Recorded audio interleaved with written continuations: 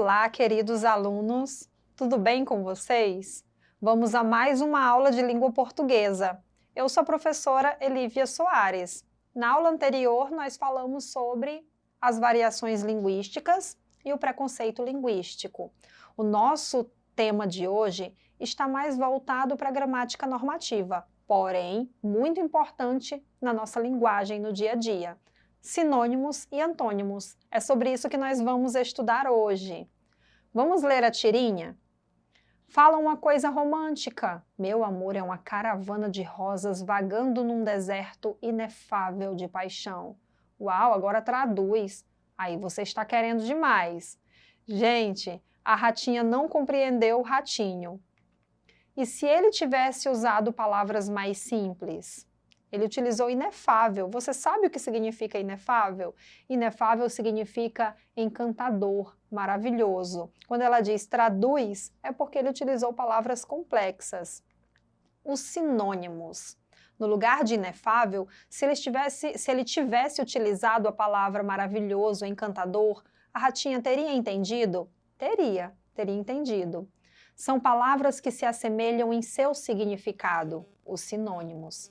Elas podem ter uma construção e uma fonética completamente diferentes, mas possuem o mesmo sentido ou um sentido muito semelhante.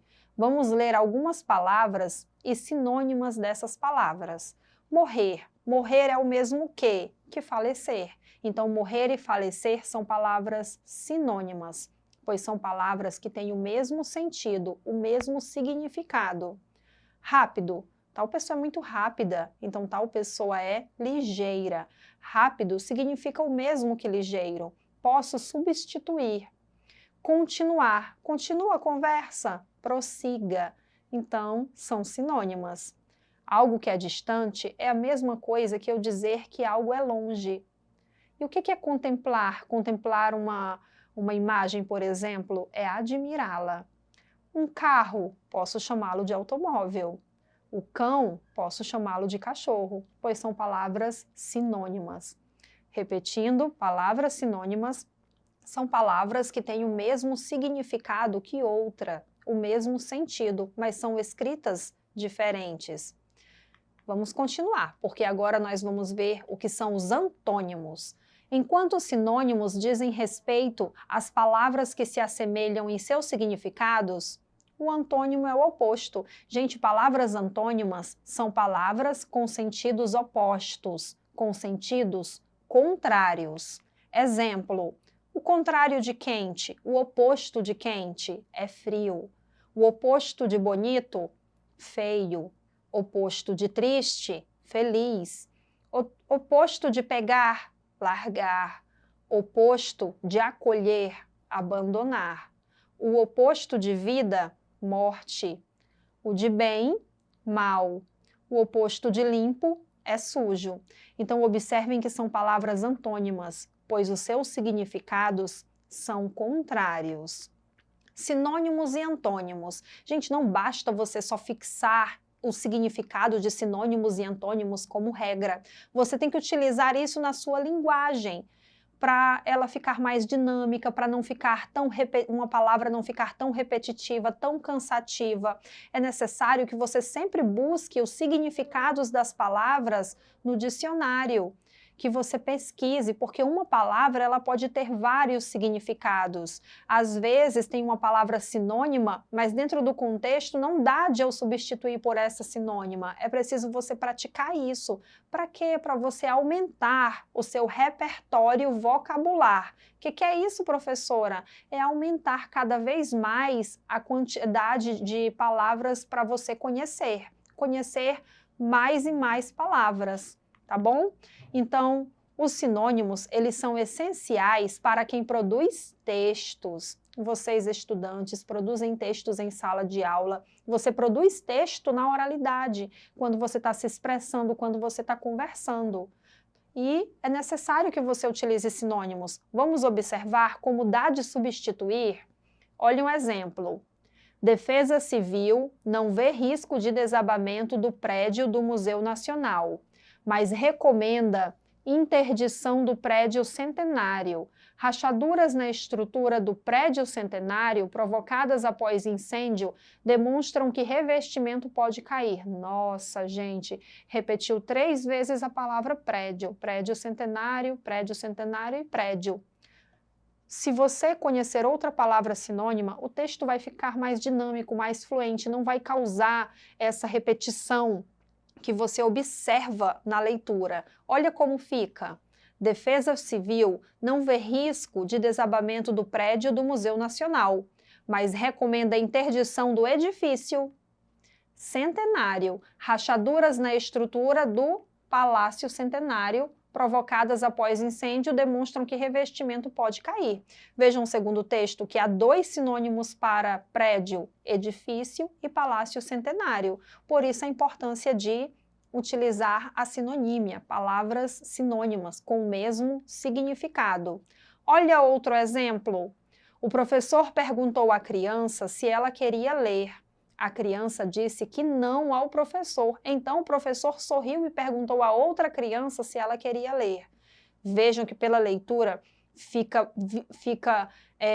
muito clara a repetição da palavra criança e professor. Como substituiríamos? O professor perguntou à criança se ela queria ler. A menina ou o menino disse que não. Então, o educador, substituindo por professor, sorriu e dirigiu a mesma pergunta a outro aluno. Logo, essa leitura ficou muito mais agradável de se ler, sem você perceber enfaticamente as repetições. Vamos lá, olha outro exemplo, tirado aí da Bíblia, Romanos 12:12, um versículo. Alegrai-vos na esperança, sede pacientes na tribulação, perseverai na oração. Observem, gente, que na Bíblia Sagrada a linguagem é formal, utiliza muito vós, essa segunda pessoa do plural, que é o vós. E por se tratar da Bíblia Sagrada, o contexto o momento em que foi escrita, a linguagem é formal. Vamos transformar essa frase utilizando uma linguagem um pouco menos formal para que você compreenda melhor o significado desse versículo, que a esperança que vocês têm, no lugar de alegrai-vos, o vocês, os mantenha alegres. Aguentem com paciência os sofrimentos e orem sempre. Então veja que tribulação foi substituída por sofrimento. E o pronome vós, alegrai-vos, foi substituído pelo sinônimo vocês, tá? Por que estás abatida, ó minha alma? E por que te perturbas dentro de mim? Espera em Deus, pois ainda o louvarei, a Ele que é o meu socorro e o meu Deus. Salmos 42:11. Olha como fica. Por que estou tão triste? O abatido foi substituído pelo triste. Por que estou tão aflito? Que significa porque te perturbas. Porque estou tão aflito. Eu porei a minha esperança em Deus e ainda o louvarei. Ele é o meu Salvador e o meu Deus. Então observem, gente, que os sinônimos ajudam muitas vezes a pessoa a compreender melhor um texto.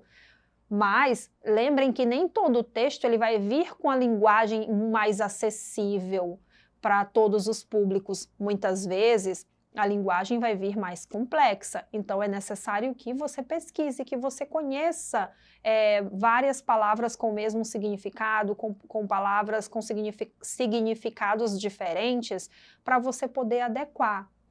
Se estiver falando com alguém que você acha que não vai saber o significado de afável, então você deve utilizar o encantador. Depende do seu interlocutor, do seu texto. Os antônimos, sensação de contraponto, contraste de ideias. Muito utilizado, gente, nos poemas. Os antônimos, eles são postos lado a lado, justamente para dar essa ideia desse contraste. Vamos ler este poema? As coisas têm muitos jeitos de ser, depende do jeito da gente ver. Por que será que numa noite a lua é tão pequena e fininha? Então, 2 contrapontos, pequena e fininha.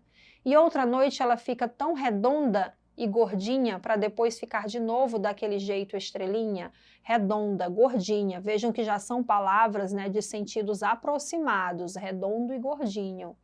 Dependendo do que, depende do jeito que a gente vê. Uma árvore é tão grande se a gente olha lá para cima. Aí um contraponto, mas do alto de uma montanha ela parece tão pequenininha. Então vejam aí antônimos.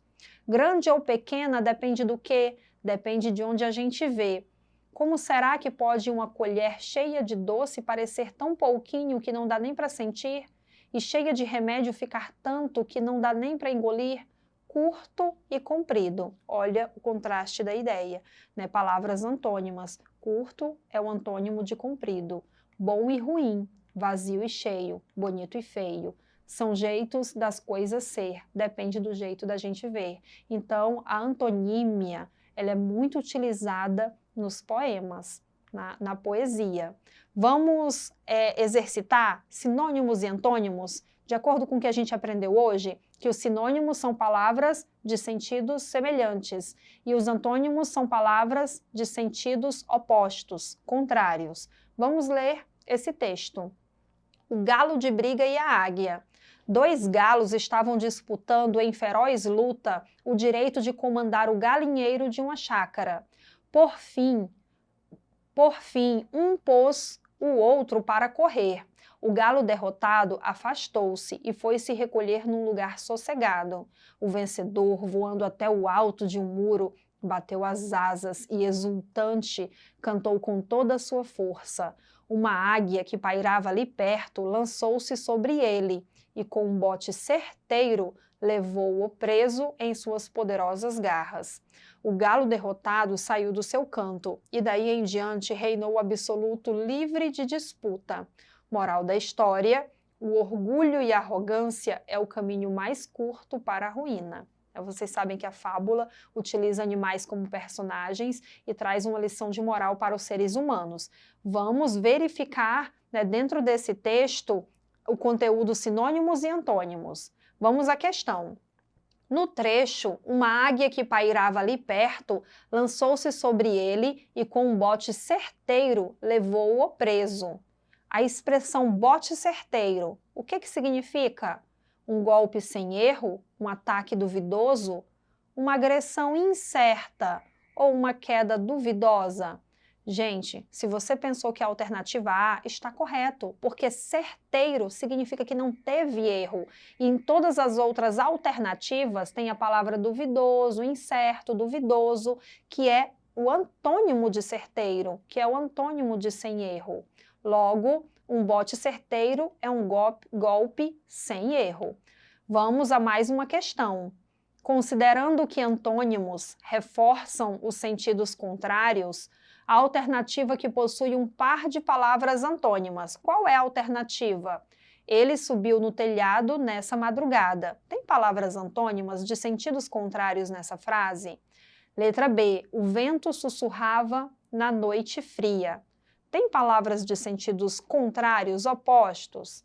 Agora vamos à letra C. Estou morrendo de medo. Verifiquem a mesma coisa. Tem palavras antônimas nessa alternativa? Agora vamos à letra D. Os bobos e os espertos convivem no mesmo espaço. Gente, pelo que vocês estão verificando, na letra D nós temos palavras antônimas. Quais são essas palavras? São as palavras bobos e espertos, pois a palavra bobos é o antônimo, é o contrário, é o sentido oposto daquele que é esperto. Logo, nossa alternativa é a letra D.